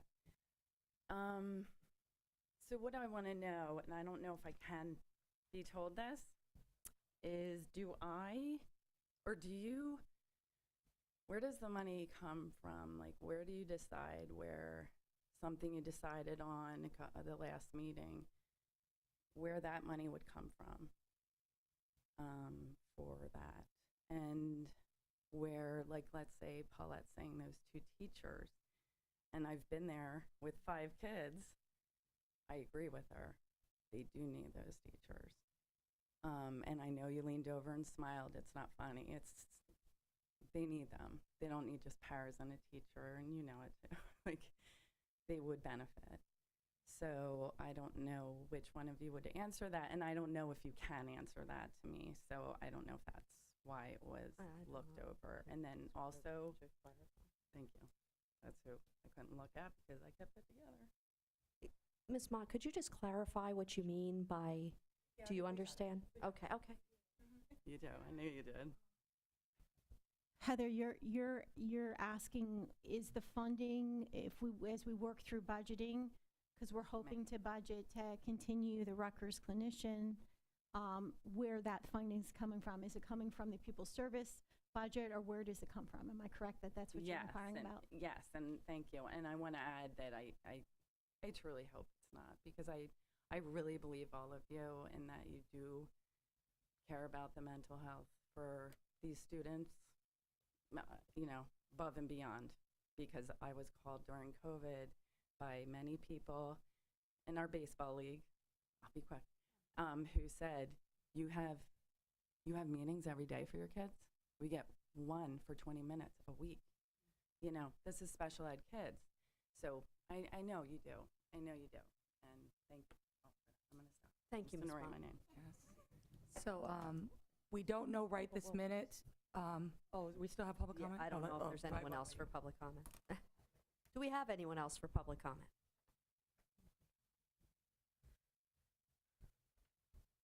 Allison Yakis, Westcott Boulevard. Sorry, I was speed reading earlier.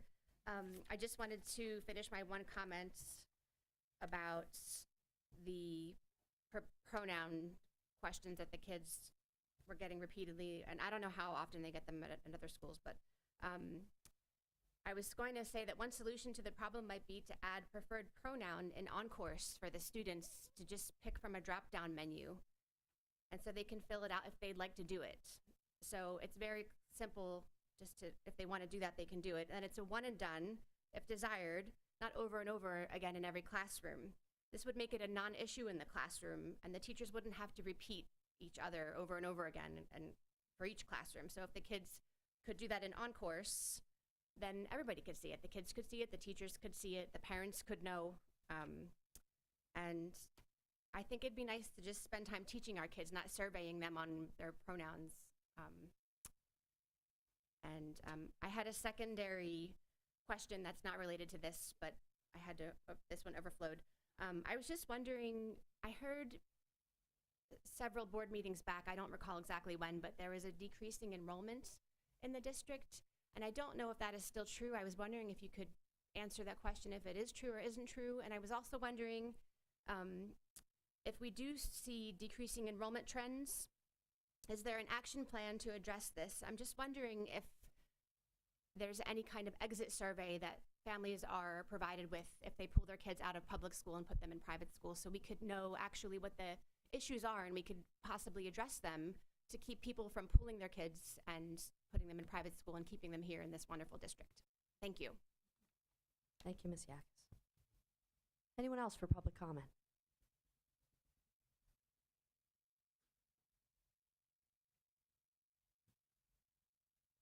Okay, Dr. Treese, did you care to address any of those concerns? Sure.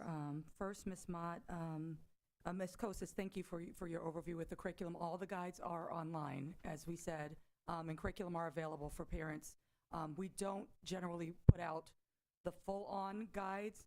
We've run into problems in the past, and this has nothing to do with transparency, with parents sort of taking that guide and trying to tutor ahead and jump grades and all of that. So it's pretty common practice that districts, especially high-performing ones, put out the guides, just the overviews, but the guides are available if parents want them.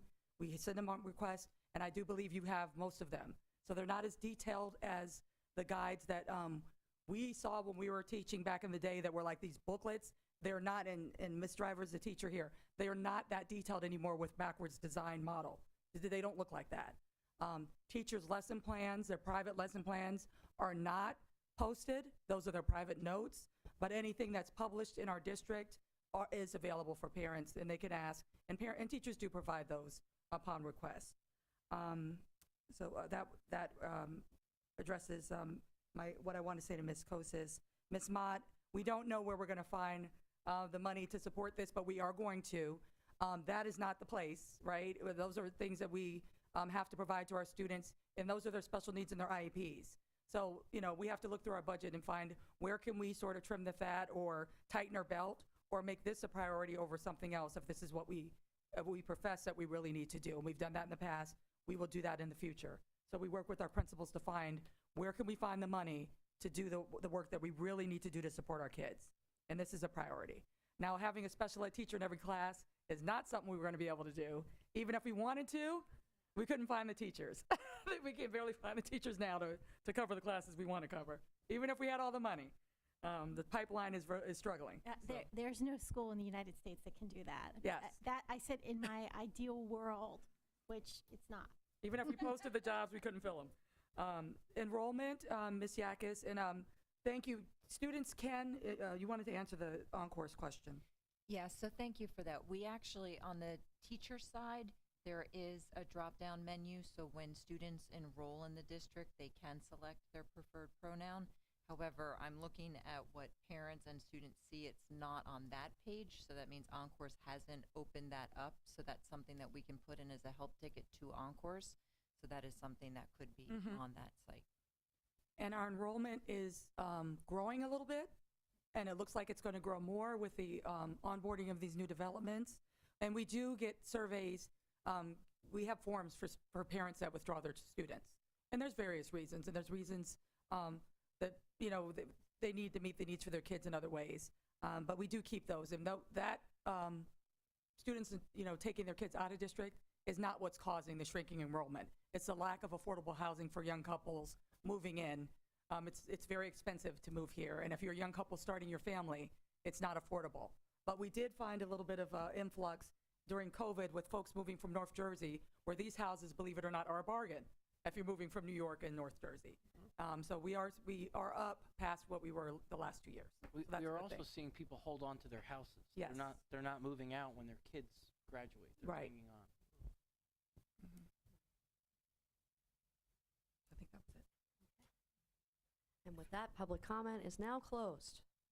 I will request a motion that the board enter into executive session to discuss matters of harassment, intimidation, bullying, a special education litigation, an employee matter, and are we also and collective bargaining agreements with the HVESPA and the HVEA. No action will be taken. So moved. All in favor? Any opposed or abstaining? Motion carries.